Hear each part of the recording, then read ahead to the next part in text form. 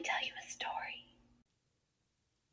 Welcome to My Skeptical Sister. I'm Megan, the skeptical one. I'm Erin, the believer, and this week we are going to let you all listen to a little Patreon bonus. Ooh, it is the season for giving. That's right. So we're going to gift you a little teaser, but really with an ulterior motive to get you to come on into our Patreon. That's right. Come check us out. What are you waiting for? You've been thinking about it.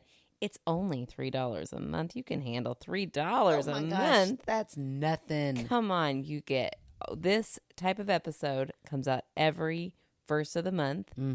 You also get, what else do you get, Megan? A card. You get a card. You get a magnet and a sticker. You also get our funny little stories, bonus stories. You get bloopers, and you get dad jokes. I mean, the dad jokes. That's $3 on its own. Right. We're just being extra with all this other stuff. You get quality dad jokes. Quality was a stretch. Yeah, every time you put them out, you apologize for them. I do. Which, it's legit. Yeah. It's too legit to quit. That's right. So if you would like to join our Patreon, you could get these all the time. So I hope you guys enjoy our little special episode that is not your norm for us. In the meantime, if you want to hear something brand new, because our Patreons have already heard this one, if you want to hear something brand new from the sisters, you can check out Rue's podcast this week. Yeah, we were special guests. We're pretty famous. We were interviewed by a big podcaster named Rue. Her podcast with our interview comes out on Tuesday of this week. If you're listening on this Monday, you can listen tomorrow and hear our interview with Rue. Her podcast is called Up an Octave, and you can hear it on Spotify and Apple and everywhere you listen to your podcasts. Yeah, check out the show notes. And last but not least, this is a movie night week. So if you want to join for $5, this is the time to join before our movie. It's like we planned this. Oh my gosh, you all better enjoy it. We'll talk to you next week. Hasta la vista, baby.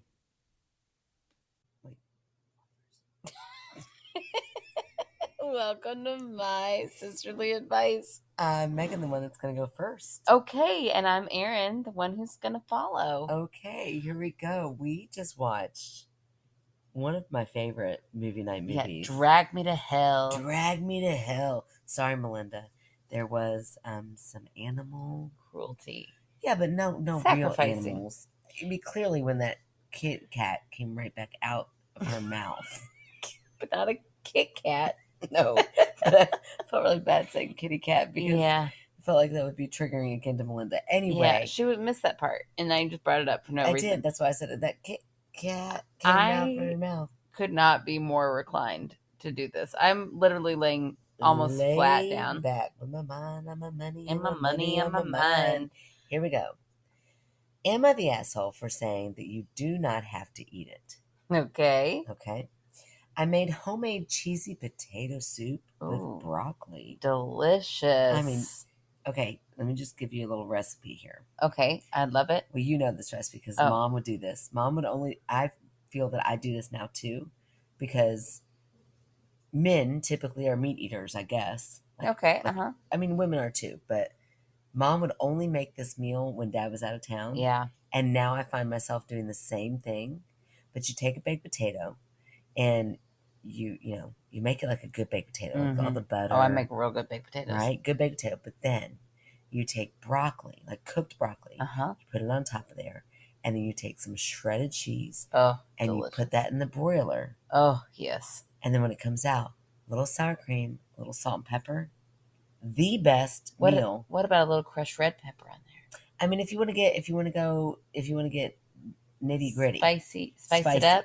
Yeah, sure. Spice it up if you want to. That sounds so good. I like it just simple like it is. Yeah. But I could see that. I could see that working. I'll try that next time. Okay. I have that. We do baked potato bars, and that's usually my combination. But I've never put it under the broiler. Oh, broiler is where it's at. Okay. Yeah, but you got to make like the baked potato like buttery. Listen, my baked potatoes are fire. Okay. They're so good. I'm just saying. But just go classic. Like just try it first classic and then add to it. Okay. Okay.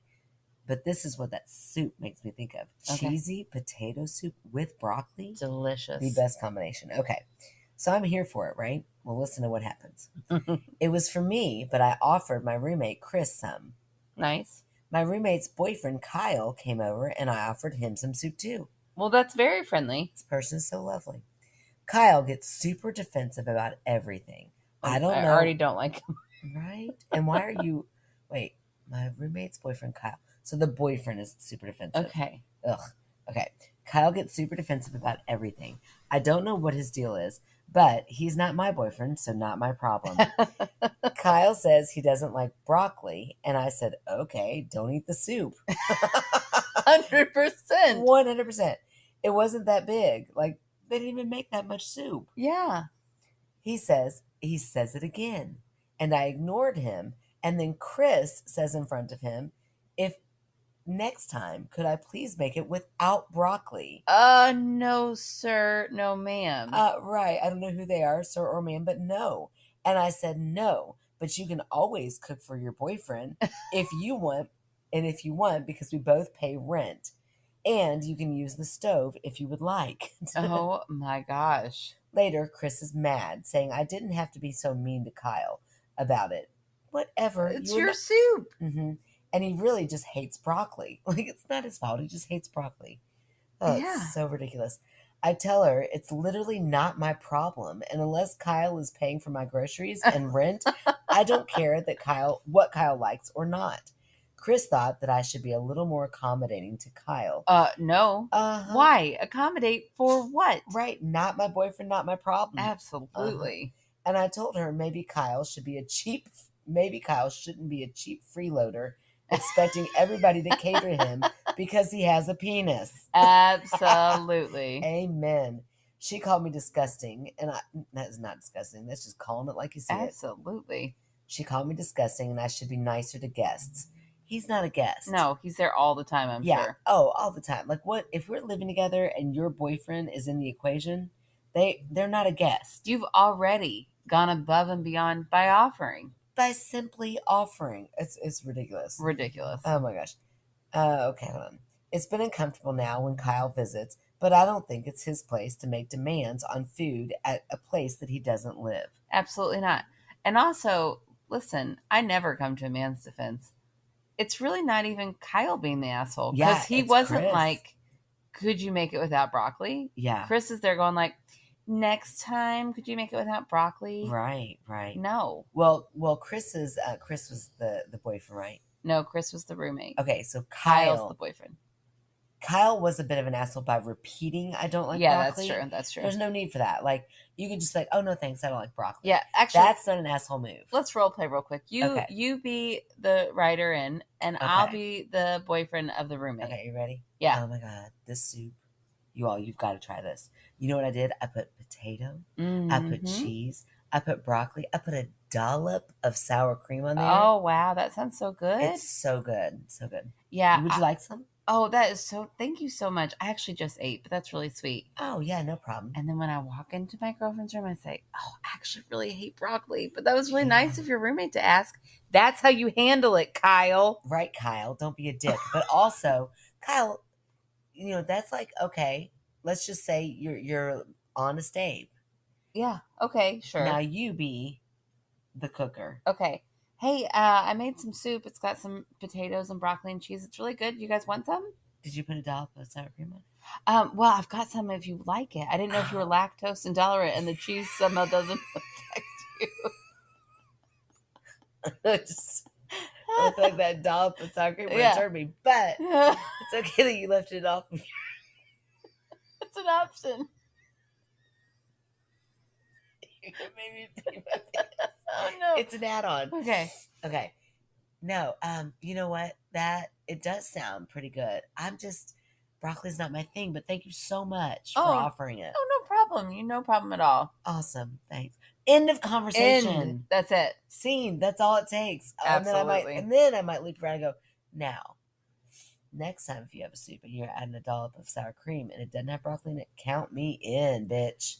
Yeah, even that's a little one step too far. It would be, but still, I wouldn't have to write in, am I the asshole for that? Right. That next time that person goes, hey, I made some tortellini soup. There's no broccoli in that. And they go, ooh, that sounds delicious. Thank you so much for offering. Perfect. Yeah, but you're not yet. At no point should this person who's offering you soup be made to feel like they need to cater to anyone but themselves. Yes. Let me tell you something, a little insider information, which I'm pretty sure I've bitched about a lot. Come on, so it's fine. My favorite food in the whole wide world, like my last dying meal. Let me guess it. Tortellini soup. Tortellini soup, 100%. You kind of gave. I know. I just mentioned it. It's okay. And my favorite thing in my favorite soup are the mushrooms. Yep, I knew that. They're so flavorful. Yep. And they're the perfect texture. Yeah. I love them so much in that soup. It makes you so happy. My husband hates mushrooms. Yeah. And so for the first, I'd say 3 years of our marriage, he didn't ask me to because he's not an asshole. Oh, well, good. But I knew he didn't like mushrooms, so I left him out. And every time I made my favorite meal, I thought, resentful. I really wish I had mushrooms in this. Oh. And so finally, I said, you know what? I'm going to put mushrooms in here. I won't cut them up little. You can take them out. And my kids bitch about it every time. Every time. Not about them. But you know what the best part about it is now? We put a community mushroom bowl in the middle of the table, and they all put their mushrooms in it. You get them all. And then I dump them into my soup, or I dump them back into my leftovers. And I tell you what, it's never been better. I've got like that problem solving 101. That was smart. They bring it up every time they don't like anything. My kids are the asshole. Every time they're like, well, whatever. You always put mushrooms in. I'm like, I love mushrooms. Right. And y'all tolerate this meal, and it's my favorite. Yeah. And you're darn right I'm going to put mushrooms in it. Don't ruin my favorite. That's right. We as moms need to stop conceding to our favorites. Absolutely. Like, we need to stop, what is the word? Not conceding, like jeopardizing or putting our favorites on pause. Neglecting our needs. Yeah, neglecting. Yeah, I like the whole, let me put this in the middle of the plate. But you know what?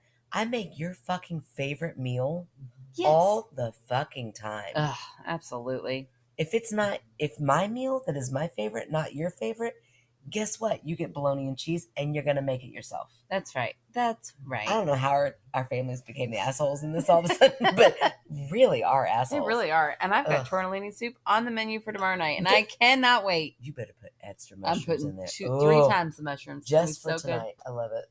All right, here's mine. Okay, I'm ready. Am I the asshole for not letting my girlfriend crash at my place while she finds a new apartment? Ooh, it's boundaries. Let's find out. My girlfriend and I have been together for a little under 2 years. Oh, okay. Go ahead. Things have been going well, I think. Her roommate has moved out of state, and now my girlfriend needs a place to stay temporarily. We both work and live in a fairly large city, i.e., not easy to find affordable arrangements. Okay. My place is pretty spacious, yes. However, it's it's just not suitable for for anything more than one person. Well, why? I'm going to tell you. Oh, okay. My uncle gave me this loft, and the 50% of assets he didn't donate to charity. Okay, fancy pants. Wow. Yeah.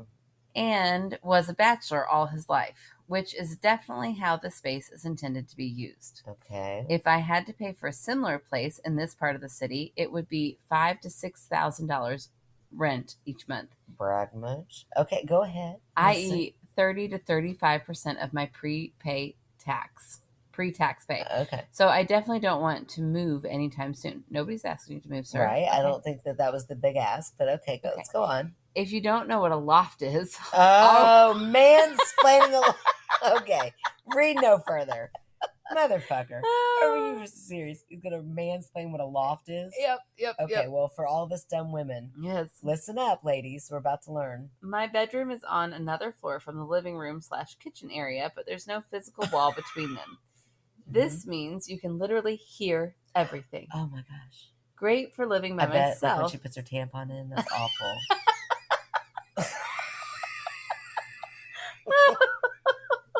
Okay. Sorry. So good. Oh, man, because it's so noisy. It's so noisy. Great. It's such an inconvenience. Great for living by myself. Not tolerable with anyone else long term. That would mean I can't play on my PC in the bedroom. Oh, my gosh. Late at night. Or watch TV in the living room. Okay. If you wake up in the middle of the night and want a quesadilla, you can definitely smell what's being cooked in the kitchen and hear the blower. Is this kid, is he 15 years old? I don't think Does he have a job? Okay, just keep going. There's also very little privacy anywhere besides the bathroom. I'm sure there are some entire families living in apartments like this, but there are also families living in huts or closet apartments in Hong Kong. My word. Well, look, I called it. I called it very long time ago. Yeah. You're the asshole, motherfucker. I got one more paragraph. Okay. My girlfriend would have to commute 70 to 80 minutes to get here from her parents' house. She didn't care. Not even to her work. Like, if she needs to go visit mom and dad. She's going to have to go. Oh, my gosh. Like, the other option is going to stay with her parents, which is over an hour away from her work. However, she assured me she would only need 3 months to find a place. So it's not as if this would be a long-term situation. There's plenty of people who commute every day. It's not that big of a deal. I really don't think she has any reason to be so upset with me about not wanting to do this. Am I the asshole? Yeah. 100%. And if she stays with you, she is the asshole as well. Yeah, like, that's true. Come on. That is okay. This is the rest of your life, honey. You ready to put up with this? Yes. Please. I need to know this woman's name. Because I need her to listen. I need her to listen to this episode so that she can have a reality check. If this asshole, because that's absolutely what he is not going to help you out for 3 months. 3 months out of your life to make your life a wee bit inconvenient, but a little bit easier. Yeah, she's not going to love it either. No, it sounds like you're going to be horrible to live with. But she's like, I'm desperate. I need a place to live. Right. I will deal with your quesadilla making it 3 a.m. I don't want to commute 80 minutes both ways every day to work. And he's like, no, that'll mess up It's only 80 minutes. That'll mess up my midnight quesadilla eating. Oh, and my PC playing. I would like to not kiss. That took a turn. Yeah. Kick him in the testicles. Yeah, that same. is just, that's, okay, that was harsh. I guess not. That's a lot. That's a lot, but maybe a little throat punch. Okay. Just a little quick one. Yeah. Like, come on, get your shit together. Get it together. Who do you think you are? Right? I mean, he mansplained a loft to us, Erin. I know. If you don't know what a loft, who doesn't know what a loft is? If you don't know what a loft is, what are you? I've never lived in a loft. No, but I can picture and I know what one looks like. Absolutely. This guy is an asshole. Yep, there it is. Yeah. Problem solved. Total asshole. Oh, and if you know, like, this couple, please let her listen to this podcast. Well, Reddit has already they've unleashed. They've already said you're an asshole. You know how sometimes they vote unleashed asshole. Oh, good. Yeah, in red. There it is. Good, good. Yeah, well, good. I'm glad they put the stamp on it. I hope that they listen. Here's my question: is when you've been stamped an asshole, do they have any sort of self-reflection? Because in my experience with vast amounts of assholes, a lot of them I have dated, they do not recognize it, even when you point it out. Yeah. It's so sad. That is sad. That's a real bummer. Yeah, I mean, good luck. I hope she gets somewhere else and goes and lives in a cozy little hut. Who the fuck is that guy? Yeah.